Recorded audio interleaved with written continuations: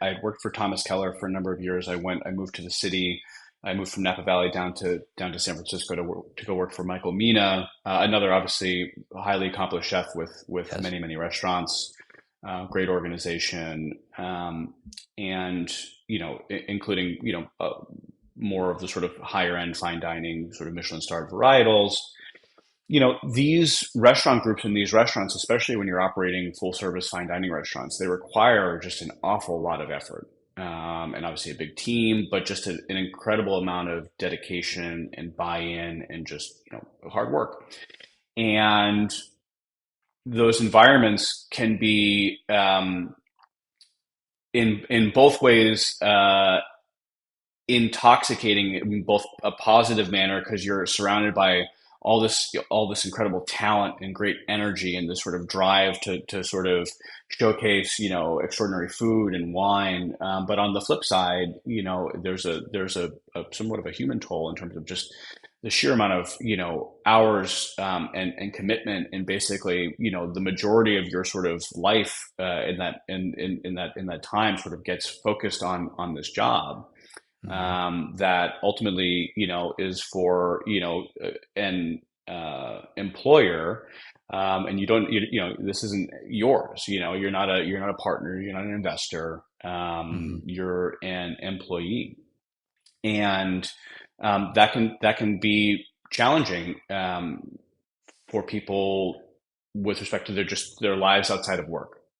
Hmm. And so, I had sort of hit a point, almost about a decade or so in, of just no vacations, no time off, a lot of that stuff, and it starts to kind of, wear you down a little bit. And I sort of hit Hmm. a moment. I sort of hit a moment in that journey where it was kind of, I stopped and sort of thought, I was like, if I'm going to continue to do this, and I love working for both of those places, but it's like, if I'm going to continue to do this and I'm going to continue to work 70, 80, 90 hours a week, and I'm going to make these restaurants my priority in life, I need to start doing it for myself.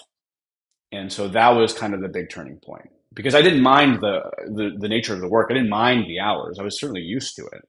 Um, but and while I was, receiving great benefit in the form of training and experience, ultimately, I wasn't sort of personally benefiting. Hmm.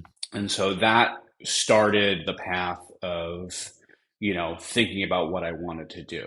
I had always, for since starting in culinary school, there was always a desire to do my own thing, but I didn't really know what it was. And I also wanted to experience as much as I possibly could in all of the disciplines in the restaurant industry. So that's why I Hmm. started, line cook, sous chef, back office, dining room manager, sommelier, sort of everything in between. I wanted to kind of round out, um, my time in restaurants to best prepare me, for doing my own thing.